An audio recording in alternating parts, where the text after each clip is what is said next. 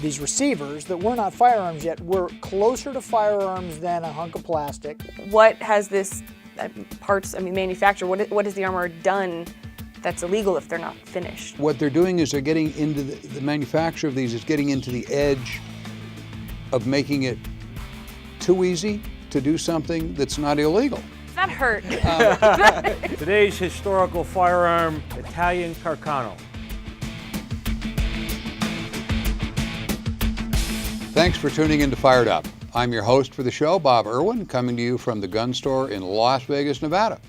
This program is all about guns, the related politics, and self-defense. On this edition, the panel will discuss a gun parts manufacturer in Oceanside, California. Not a manufacturer per se, they don't have a license for that, but they make parts for guns. And BATF recently had some court hassles with them, has seized their guns or their partial guns and their customer records. This is going to be an interesting case as we get into it a little bit further. What's going on here is, been all over the news lately, the manufacturer is making what they call 80% receivers for AR-15s. The 80% is a coined term, doesn't really have a good definition, but it generally means a receiver that is not complete, and a hobbyist can complete it by drilling and milling here and there and use it as the base then to build his own rifle. A hobbyist can build his rifle, as there are rifle kits sold for flintlocks and everything else. But this is for a real cartridge firing gun. And they can buy this 80% receiver and take it home and file on it and this and that and make it into the base for their AR-15. As it stands now, when you buy the receiver, it requires a great deal of work, and the person who actually, there's no restriction in buying the 80% per se receiver. The person who finishes it off, then he becomes the manufacturer of the gun.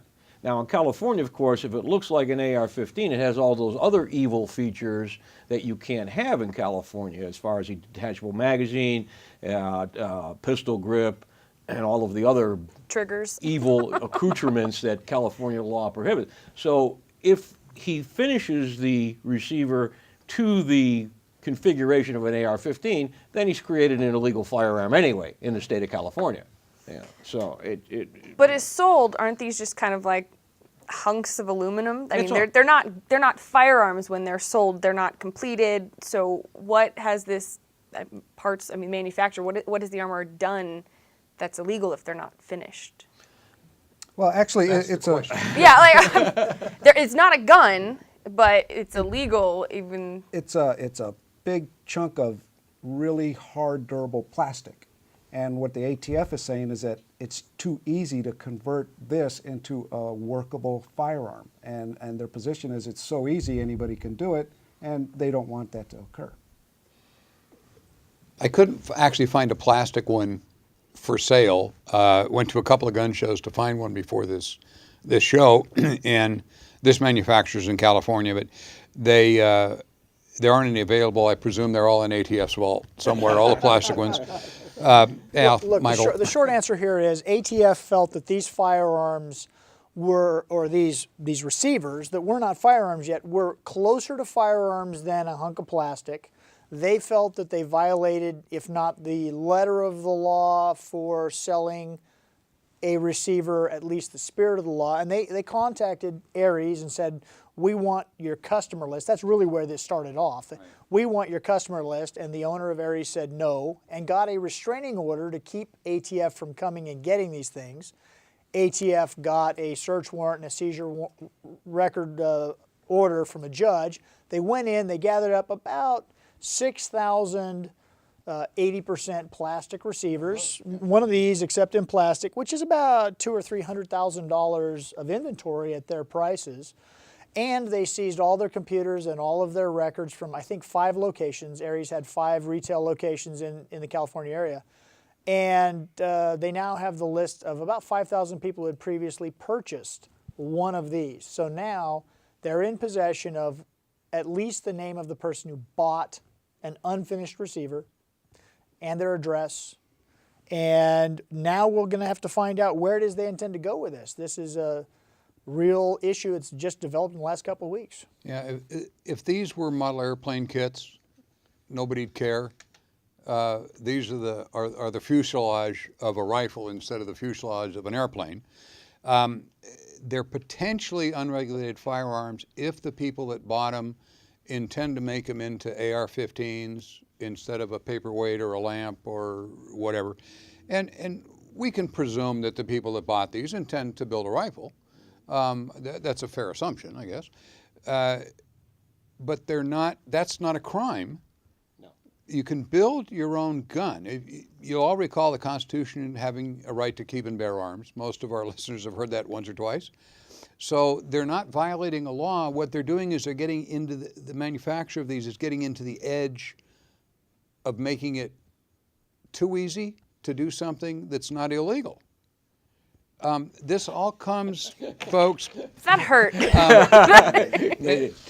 the problem is the argument goes like this. Supposedly you can make a firearm with an $800 to $1,000 3D printer. We've talked about this before.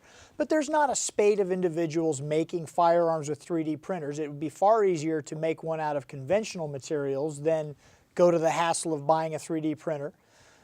It's the same with these items. It's not a question of what were they intended for. Clearly, Ares intended to sell them as incomplete receivers.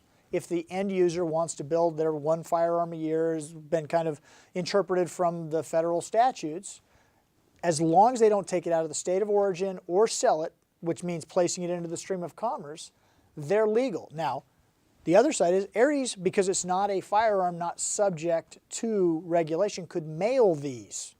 So they're not all being bought in California. No. And not every state has a ban on this type of an item. Yeah, exactly. If Ares wasn't in California, this probably wouldn't be going on because they're violating California law according to the ATF. The feds will always hold that if you violate a state law in a firearms case, that is in of itself a violation of federal law. And that's where we're getting into the ATF doing this. But the problem here is they're really not guns, and this all comes, I think, from the 3D printer situation, where the government is so worried about people making a gun at home out of plastic and not telling them. But there's a giant leap from somebody making a gun at home and it being used for criminal purposes. They're assuming that these are going to be used for criminal purposes. And yeah, I think what they're trying to do is to keep the 16-year-old computer whiz kid at home who's got nothing better to do than to think of ways, to become a better hooligan, I suppose. And, how easy is it to take that little piece of plastic right there, and within how long, how many hours or days are you going to have a functional assault-type weapon? Well, and their argument is also, it's polymer. It doesn't show up on a metal detector, except everything else about the firearm does. You don't make an AR with a polymer barrel. It's got more than enough metal in it to set off any metal detector. The 3D printed guns all had barrels. You still have to use conventional firearms parts. I mean, What's the restriction on buying that? I mean, yeah, absolutely nothing. Anybody can go in there and buy that. Like, I wouldn't know what to do with a paper airplane or that, but I mean, you can just go in and buy it. This is a chunk of metal, it's a paperweight. Very likely a firearms dealer that had these wouldn't sell them to anybody under 18 just because it's a bad idea, but not because it's against the law. Same reason in Nevada we don't sell hunting knives to 15-year-olds. It's just, that's really stupid to do. You want mom to come in and know that he's got it. So a normal dealer wouldn't sell these to kids. But even if the kid bought it and put it together, then he'd be in possession of a firearm of somebody who's underage. So that would be, that's a crime. But we're looking for something, we're looking for a crime that isn't here yet. And this is, I understand what ATF's going through. People are going to make guns in their own house, and it scares ATF, and they have no law to make people not do that because the Constitution is just the other way around. It says they can build a gun. And so to throw another wrinkle in this particular case, Ares, based upon reports, sent 3 receivers to ATF and asked them for a legal opinion. Would this constitute a firearm? And at least one of them, the one they're selling, had enough things not done to it that the end user would have to finish that ATF said, we do not believe you need to register this or file it with us because it's not a firearm. So now they've reversed that opinion, seized all of their inventory, essentially put them out of business because this was Aries' major business. And they're not the only company making something like this. No. I mean, it's there was a guy in the gun show that I bought this from that makes aluminum ones, and they're really built by people building target rifles and things like that. It's fun. It's a hobbyist thing to do. And I know why ATF is concerned about the crime that could come from this, but we do the same thing with chemicals for drugs. We do this and that. You know, the guy has the potential. You know, you find a guy who's bought 3 ingredients to make cocaine. You go to his house and discover he's making a new kind of paint, and you go, okay. That's why no I have problem, to register when you I know? buy Sudafed, you know, So- because Yeah, it could yeah. potentially be made Right. into something else. Nobody's waiting for the crime to be committed here. That's the problem. They need somebody. Yeah, they need somebody to commit a crime. They need to make a case that these are being used for some nefarious purpose, and then go back to the Congress and say we need to regulate these because. And this is a preemptive strike, basically. They're on- being on ATF's proactive part. instead of They're reactive. being proactive, and I can't imagine gangbangers, as we were saying on the break, assembling these instead of stealing one from the guy next door. You know, it just seems like we're getting a mountain out of a molehill here. Yeah, but it'll all get hashed out in court because this case with Aries Armor is going to go, I'm sure, all the way to the Supreme Court. Has to. Big deal. We'll be back in just a minute. Don't go away. Ultimately, it turns out this courageous teenager, good guy with a gun, stopped a bad guy with a gun, as we always say, and in this case, he probably saved this lady's life. We are back here on Fired Up. This is an interesting case. I love self-defense cases that show the world that guns are used primarily for self-defense. There's all kinds of statistical background to that. And a little more of this is just a real case of what really happened. This is a 14-year-old boy in Wyoming. I believe he was 14. There were 2 different press reports, and one side said he was 14. The rest of them said he was 15. So I leave him at 14, but he might be 15. He found himself in the middle of a domestic violence case when he fell in the middle of a kidnapping attempt last February. The victim is hiding in another friend's house from her violent husband. This is where the boy lives, and everybody's gone except the boy and the woman who is hiding from her violent husband. The bad guy shows up, the husband, apparently to find his ex-wife and haul her away.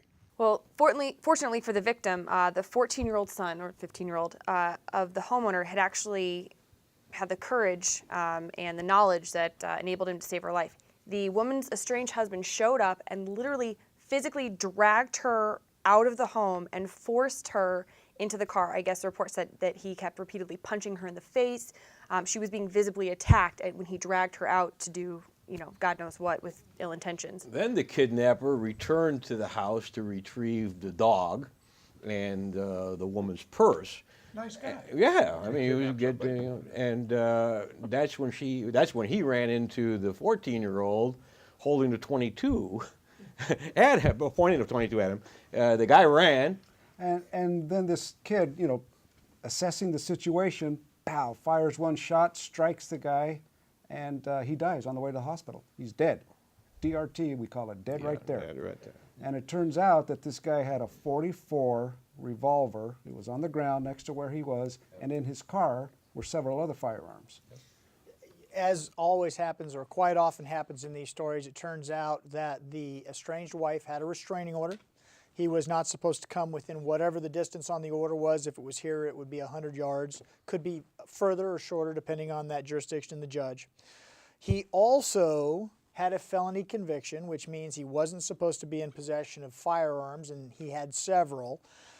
ultimately, it turns out this courageous teenager, good guy with a gun, stopped a bad guy with a gun, as we always say. And in this case, he probably saved this lady's life. No, I have no doubt. How young is too young for kids to learn how to safely handle a firearm? You know, that's going to come up in the stuff. And I started my son at age 7 or so or 8 with a 22 bolt action. And for all I know, this 14-year-old had a bolt action 22 because they go hunting this and that. And that it didn't say that he had a handgun or anything. It was a rifle, I presume. But he learned how to handle it. And if he wasn't cognizant of that, this woman would have been probably dead by now. This is a hero, this kid. And law enforcement did the right thing here. You know, here we have another violation of law. A 14-year-old taking a gun, which he can't have without adult supervision. And you can't count mom because she's being beaten up in the car. She's not supervising him at the time. And the police, when they came, went, wow, good job. And they gave the kid a parade and everything else. I mean, this is a terrific case of a gun being used for great self-defense. And how could someone on the other side see this and find fault within the actions of this child? When you say child, it's not like he's, you know, a 5-year-old that did this. I mean, you're 14 or 15. You have 14. I mean, they're of sound mind. They're fully capable of assessing the situation. Absolutely. I understand, absolutely. How can anybody? But there will be people on the other side of the issue who will have a problem with this. But one of them who will not be is Campbell County Attorney Jeannie Stone, who, if that's an elected position, I suspect she has this particular job locked up for as long as she wants it, because she came right out and said, we're not charging this kid. This kid was a hero. And I mean, this is full of what we call exigent circumstances. I mean, here's a kid who witnessed a very violent criminal act and was trying to stop another violent criminal act from occurring. You know, I mean, God bless this kid. Not that he had to take a life, but that he saved a life, because he very likely saved this woman's life by taking the action that he did. And like we spoke before, that's the only time you're allowed to deploy lethal force, when someone's life is in danger, either yours or someone else. And if you knowing this woman, obviously he's very close to her. He probably knew of this guy's violent past. It says he had domestic violence charges, methamphetamine and amphetamine in his system. I mean, this guy had a definitely like an angered and very checkered past. So I think him showing up and not only just physically beating her and stealing her from the house, I think this kid definitely knew he needed to act on something because this guy was explosive and violent. Sure. Absolutely. The prosecutor did it right. And this is a perfect case for what we talk about on this show. I mean, the guy, illegal. He couldn't have firearms. That law did not stop anything from happening here. She got a restraining order against him. And apparently from the sequence of events, they'd been separated. He'd been looking for her for a couple of weeks. And the day before this happened, he'd been actually served with a restraining order. He was arrested for something else, probably drunkenness or whatever, being a jerk. And the jailer realized who he was and ran him up in the computer, found the restraining order from another county, and got a copy of it and served him while he was in jail. And the next day the guy got out of jail, and apparently he'd already found out where the woman was and made a beeline over there, got all his guns together, and the piece of paper and the laws do not protect you from violent individuals. No. And now let me stir the pot a little bit here. This happened in the great state of Wyoming. Right. Yes. What if this would have happened in California? Kid would be in jail, probably. Yeah. I don't know. Probably prosecuted. I hate to say that, but you know. We would hope not. But when the investigators showed up and they talked to this young man, he expressed why he did it. He said he was in fear for her safety. He said he was going to hurt her no matter what. And he was in fear that she would lose her life, which is why he did what he did. We would hope that if anyone in a shooting situation could articulate that to an investigator, that investigator, especially on these circumstances, would understand what happened, why it happened, and that it was justified. it's a travesty that we have to ask the question, what if it was New Jersey? What if it was New York? What if it was California? And just so that we're clear on this, the investigation would have gone something like this. The cops would have gone out there, interviewed everybody that was involved, interviewed the kid with his parents present, and then they would have submitted all those facts and details in a report to the county attorney or the district attorney. And ultimately, it's up to the district attorney in that jurisdiction to decide whether they're going to prosecute or not. And in this case, it was clearly the right decision not to prosecute this kid. Yeah, and if it hadn't have been, if she had chosen to go the other way given these facts, I mean, she wouldn't. But in Wyoming, if she's elected, she'd be gone. And if she did charge the kid, and I would like to think in any jurisdiction this would happen. Not maybe in Sunnyvale, California, or, you know. But this is absolutely doing it right, and we see a lot of times where kids have accidents with guns, and it's virtually always a kid that has not been shown how to shoot a gun, been taken out shooting, and how to load and how to unload the gun, and so forth and so on. Do that. That makes the kids safe. And still, no matter what, the kid was involved in a very violent situation, so it's gonna live with him. He's gonna have to live with it for a long time afterwards also.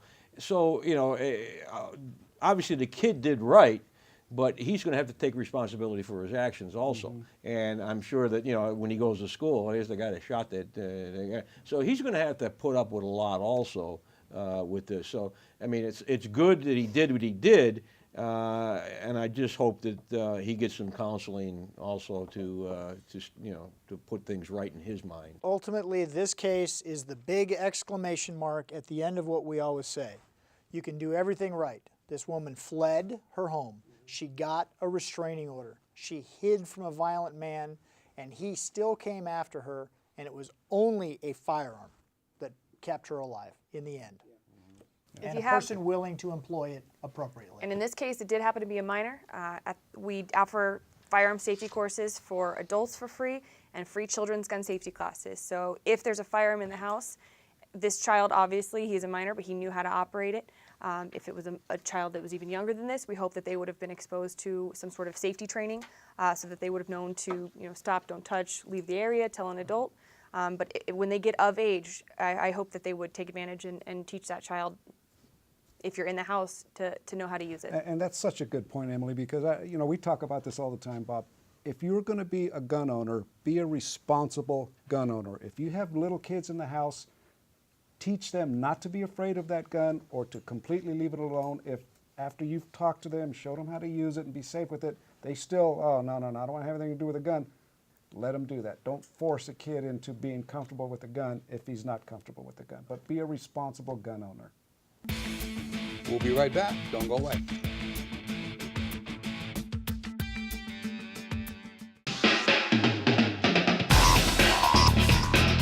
Hi, my name is Nicole, and I'm Director of VIP Guest Services here at the gun store. Today I'm going to be your tour guide and take you on a behind-the-scenes look of all the things that nobody gets to see here at the gun store.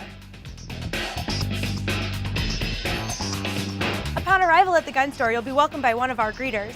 Today I'm going to have Mari kind of introduce you to what she does here at the gun store. Take it away, Mari. Thanks, Nicole. Hi, my name is Mari. I work in promotions here at the gun store. What I do is talk to the customers about all the different types of firearms that we have to shoot here. We do offer shooting packages, which are all inclusive. They include your targets, tacks, ammo, and a free t-shirt. If you don't want to do an entire shooting package, we do have individual rentals as well if you just want to try something out. That's also good too for a lot of our locals who are looking to purchase firearms. They can try one out and then go to our retail store and purchase. We do offer other things such as semi-private range and a VIP range. The semi-private, it's less shooters in the room. They get to take more time, get more of a one-on-one tutorial with the range master, learn more about the guns that they're shooting. Same with the VIP room, but it's just the customers and the range master. And the next stop on our tour is going to be our cleaning room. For security purposes, I can't tell you the exact location of that room, but I'm definitely going to take you for a look inside. So here it is, our secret cleaning room. We use it for two purposes. Our staff cleans our firearms on one end, and on the other end, we use it for sorting brass. We take the brass from the range, we clean it up, sort it, and then we bag it up for resale.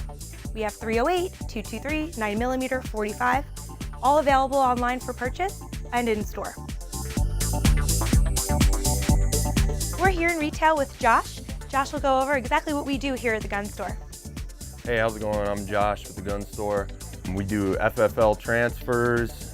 We deal with Class 3 firearms, sell rifles, shotguns, handguns, you name it, we can get it. We'll sell accessories for your guns, things along those lines. Next time you need anything from a new gun to a cleaning kit, come on in and see us. And now we're in our wedding chapel, home of shotgun weddings. This is where Emily performs legal wedding ceremonies, commitment ceremonies, and vow renewals. Have your family and friends watch on the happiest day of your life, and you get to shoot a shotgun. Next up on our tour, we're going to check out our different range options. But first, we're going to take a sneak peek into our loading room, where we preload thousands of magazines that we use every day here at the gun store. It's all fun and no work here at the gun store. We preload all of our magazines for you. Here you'll see Ryan preloading a .45 caliber Thompson.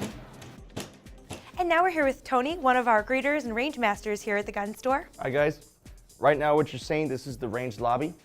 Upon coming in here, of course, you see all the firearms up on the wall. Everything you see here in the lobby is for rent. When you come in, we're just gonna have you sign a quick waiver, and you get to look at everything you wanna fire, including that bad boy right there, the M249 saw.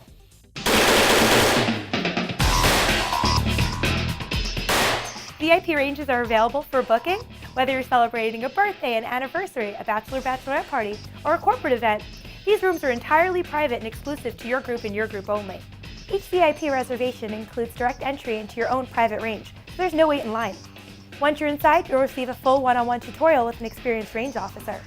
Non-shooters, you're welcome to observe from within inside the range, as there's plenty of room to relax and enjoy. Complimentary beverages are included, non-alcoholic of course. And we do offer private round-trip transportation to parties of 4 or more. Celebrating a birthday, a bachelorette party, whether it's one person or 100, we can accommodate your party. Here at the gun store, we use a backstop that's made of reconstituted tires. It's ground-up tires, recycled rubber. It's about 14 feet thick from the back, and there's 12 tons of it here.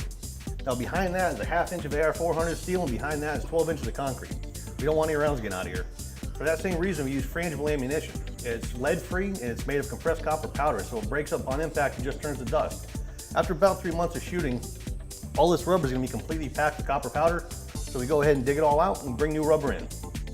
Free CCW classes are held every Monday, Wednesday, and Saturday, and we have ladies' personal shooting classes every Thursday, and all sorts of personal safety classes, from baton training to taser. All of our training is done in the classroom, which holds up to 60 guests, and is available for rent for corporate events. Last but not least on our tour, the studio where we film Fired Up with Bob Irwin.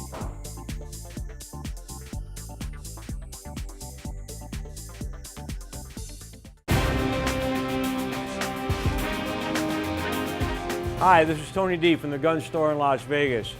Today's historical firearm is infamous. This is the 1938 or short rifle Italian Carcano. This was the rifle that was used to assassinate President John Kennedy. This particular example here, 1938, the Italians went to a shorter rifle, battle rifle. They were changing calibers over from 6.5 Carcano to 7.35 Carcano. However, the war started and then they decided not to do that, so they went back and started making the 6.5 Carcano again. This particular model was made by 3 different companies. Arsenals. This is the Turney one. It was also made by Beretta, and it was also made by FNA Brescia. This is a 6-shot repeating rifle, fixed sights, and it was the Italian rifles got a lot of bad press. They said that they weren't very accurate and they were poorly made, and I could attest that that's not very true. This gun is finally made, is as strong as any other gun on the market, and saying it wasn't accurate, the ranges that Oswald shot Kennedy were very close. People don't realize the first shot was under 60 yards. The second shot was about 66 yards, and the third shot was about 88 yards.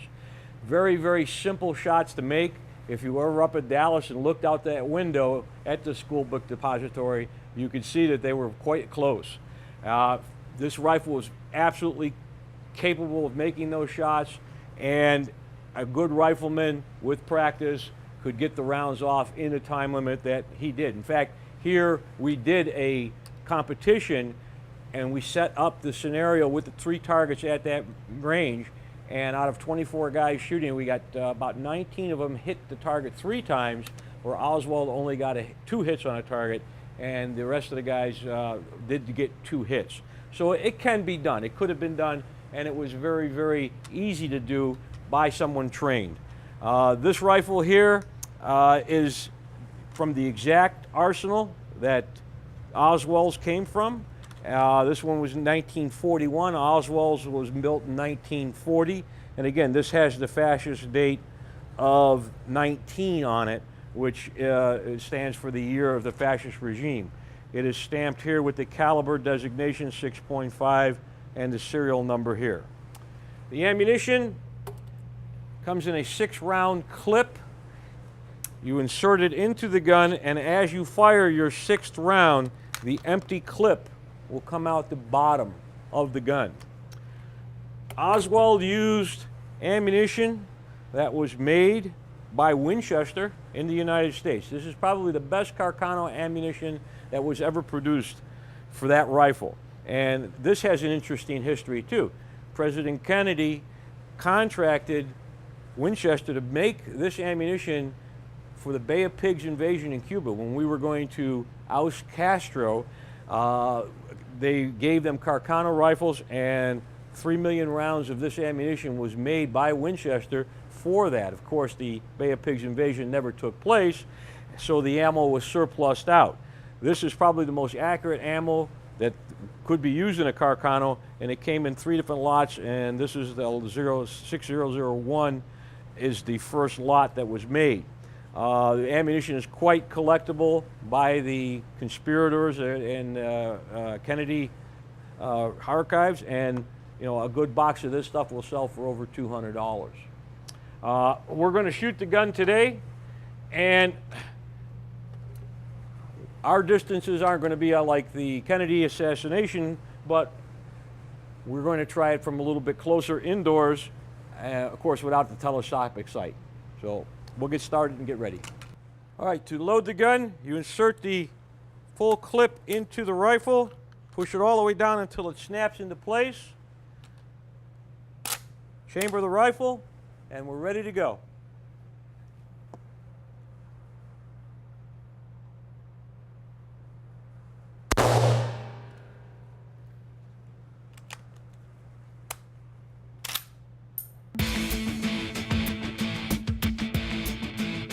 What I was attempting to do was draw and fire from defensive retention.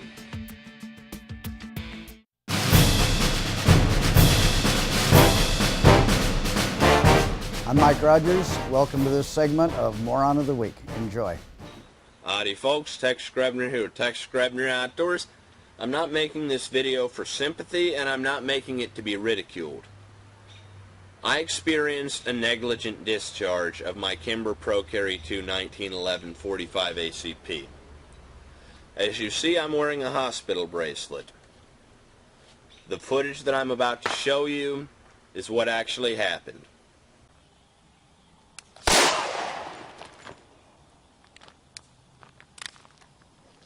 I just f***ing shot myself.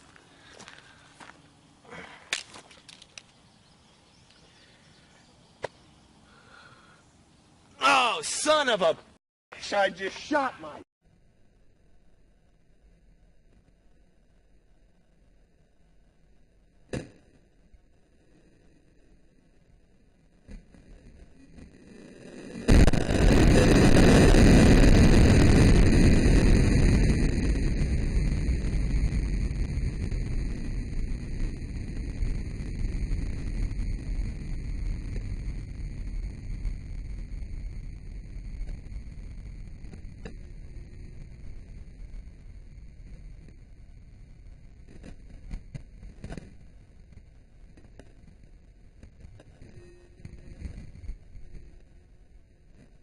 How did that happen? Earlier in the day, I had been practicing with my 511 thumb drive holster. The 511 thumb drive has a thumb-driven retention mechanism. What I was attempting to do was draw and fire from defensive retention.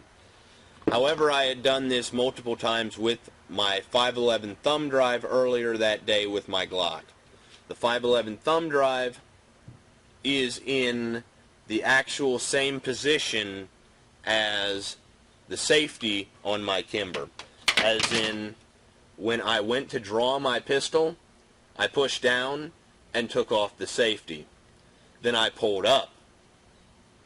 The gun did not release because I had not engaged the mechanism on the index mechanism. And so as I pulled up, I hit that, my finger curled into the trigger guard, and I ripped around through my leg. This is not something that I blame on the holster. I blame it purely on me. However, I share it with you because gun safety is everybody's business. The Full Metal Jacket 45 entered my body here and traveled down to my knee and exited. I was very lucky that I was not more seriously hurt than this. After the shot went off, my training took over. I called my parents to let them know what had happened. I called 911. I dressed my wound and had the bleeding stopped before the paramedics actually arrived at the gun range. The reason that I share this is because negligent discharges happen. And I don't want them to happen to anybody else. I consider myself to be a very safe and responsible gun owner. And I have done that draw stroke thousands of times with no problem. Things just tend to happen. I just hope that they never happen to me again, and I hope that they never happen to you. As always, God bless all my sportsmen of America. Join the NRA to protect our rights. Please check out my friends over at legallyconcealed.org. Thank you very much to those of you involved in law enforcement and those of you served in the military. And thanks for watching Tex Grabner Outdoors. That moment was brought to you by the world-famous Tex Grabner. They now have Grabnerization as a description of anything that's really screwed up beyond human description. Thanks, Tex. We really appreciate that.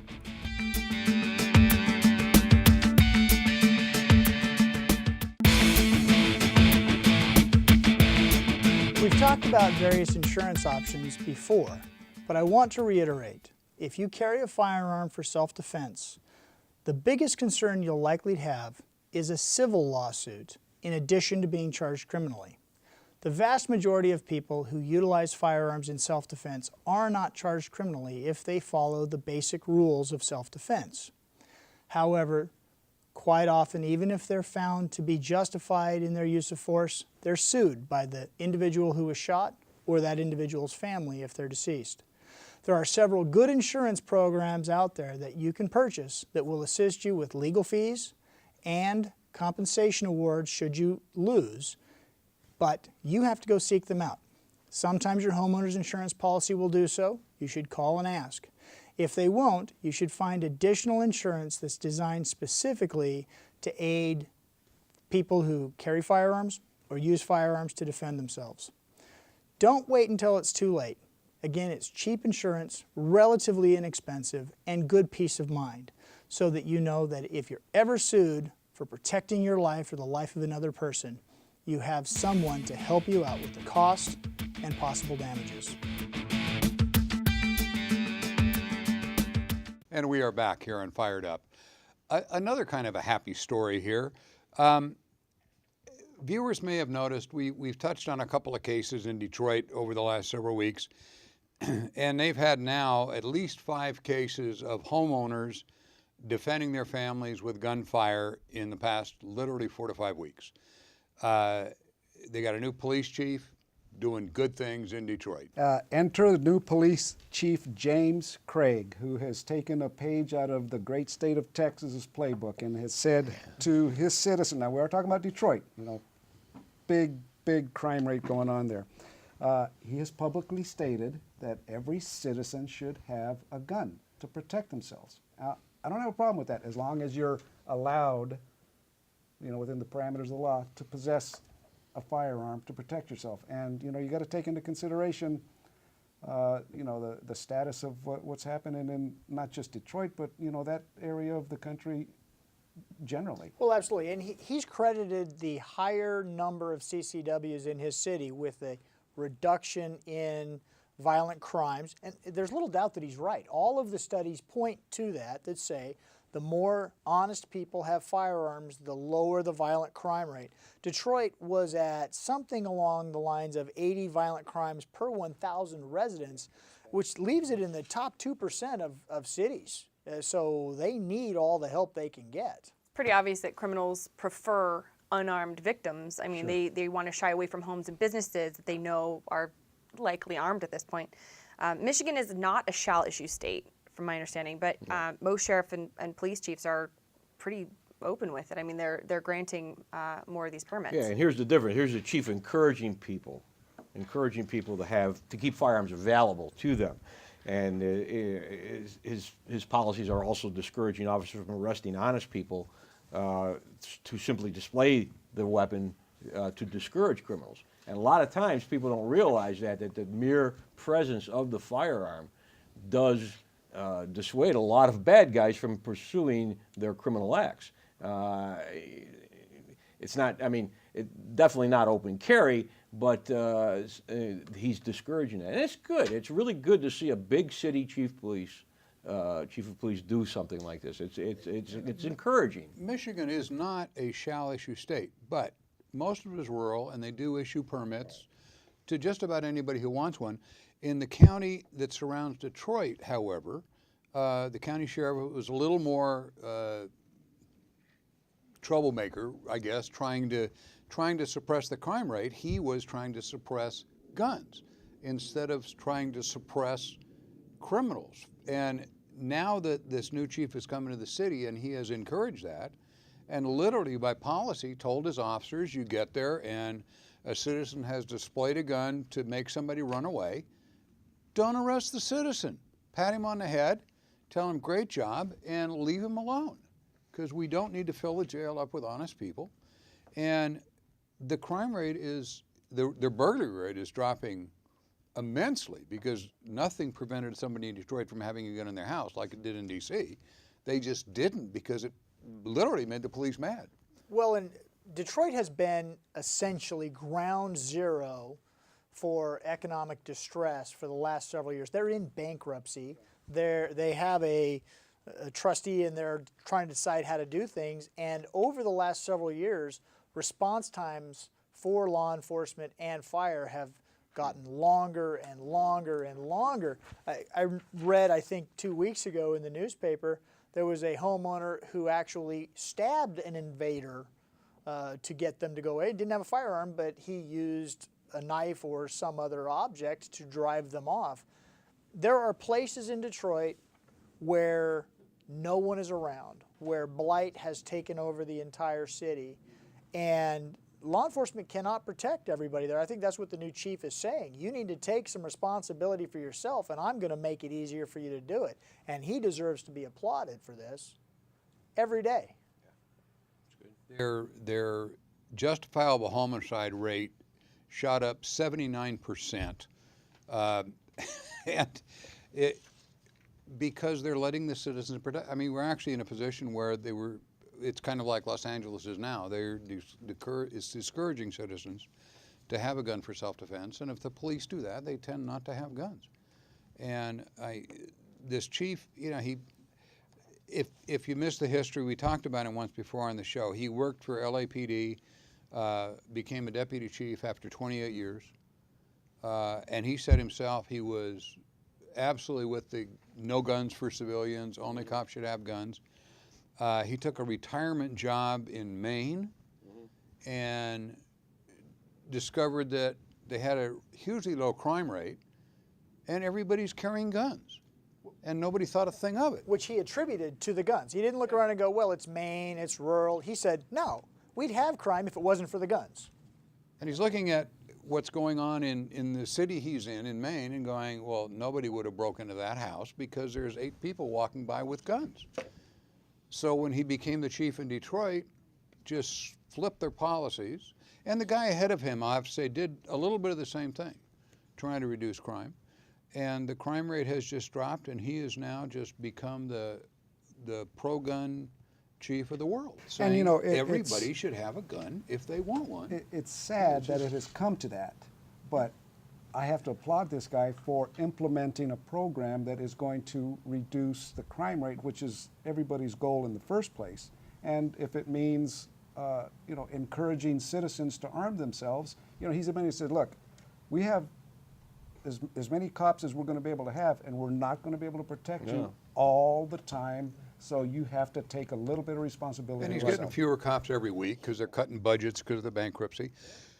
There were points in there that a house in the middle of town, Detroit is a very, very large area with a lot of torn down buildings and empty lots and things in between. But in the middle of town, they were getting response times as long as 24 minutes to a I need the cops now call. Priority zero call. And there was simply nobody to send. And the guy in the area is already on a priority call, and you know, they send somebody with those response times. This is the only rational response, is to encourage people, you know, before the guy kills you, do something. We'll get there when we can. Yeah, and for reference, for the viewer's sake, the national average for response time is about 10 minutes. Some smaller jurisdictions, it's quicker, some it's a little longer, but Detroit was more than double the national average for response times, and it's an old saw, but we've all seen the bumper sticker, when seconds count, the police are minutes away. In this case, they were a half an hour away. Yeah, and that's really scary to have something going on that you know if you call the police, odds are they're not going to get there for basically you're on an your average own. of 24 minutes. You're on your own for that 24 minutes, and that 24 minutes could feel like 24 hours. Oh, yeah. And so you're basically on your own, and people, you know, they have to take responsibility for their actions. And it's, you know, buying firearms or having firearms or owning firearms, probably changing a few people's minds, especially in that area. And you know, it's a good thing. It's a positive gun story, which is, you know, great. And it's a positive big city chief of police, which is also, I think, very good. Yeah. Kudos to everybody who's behind that program, you know, especially the chief.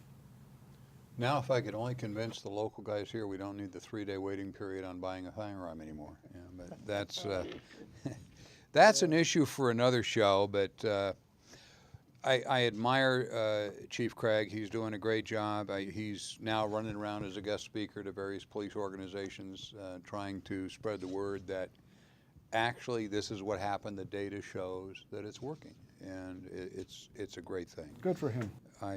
Yeah, we'll have more on him on the show. The guy is he's sticking his neck out. He was condemned by every other police chief in the state when he started this, and now the numbers are showing, guess what?